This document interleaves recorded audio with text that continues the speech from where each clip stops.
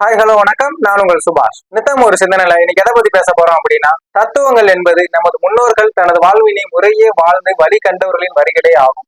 ஏன் இப்படி சொல்றேங்கிறதுக்கு ஒரு மிகச்சிறந்த உதாரணமா இந்த இடத்துல நம்ம எதை சொல்லலாம்னா திருக்குறளை சொல்லலாங்க.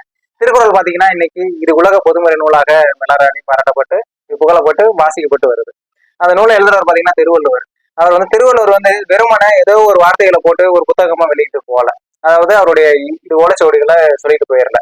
ஏன்னா அவருடைய காலகட்டத்துல அவராகட்டும் அவர் கூட இருந்த மற்ற மக்களாகட்டும் எல்லாருமே அவங்களுடைய வாழ்க்கையில அனுபவித்த இன்பங்கள் துன்பங்கள், இது அரசியல் சமூகம், இது போன்ற எண்ணற்ற உணர்வுகளையும் அவங்களோட வாழ்நாளில் சந்திச்ச பிரச்சனைகளையும் எல்லாத்தையுமே ஒரு உள்ளடக்கிய நூலாக தான் இன்னைக்கு திருக்குறள் இருந்துட்டு இருக்கு. அதனாலதான் இன்னைக்கு நம்ம அந்த திருக்குறள் நூலை உலக பொதுமறைன்னு சொல்றோம். ஏன்னா நம்மளுடைய லைஃப்ல நடக்கக்கூடிய எல்லா விஷயங்களுக்குமே அந்த திருக்குறளோட ஏதாச்சும் ஒரு சிங்க் ஆகும். அதனால திருக்குறள் மட்டும் அல்லாது இன்னும் எண்ணற்ற நூல்கள் நம்ம தமிழ் மொழியில கிடைக்குதுங்க.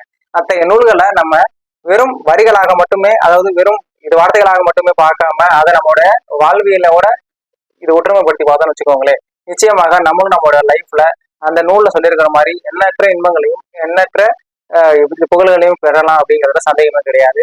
அதனால இனி நம்ம ஒரு எங்கேயாச்சும் நம்ம தத்துவர்களை பார்த்தோம்னா அதை நம்மளோட லைஃபோட கண்டிப்பா நீங்க இது ஒப்பிட்டு பார்க்கணுங்கிறத இந்த இடத்துல நான் கேட்டுக்கிறேன்.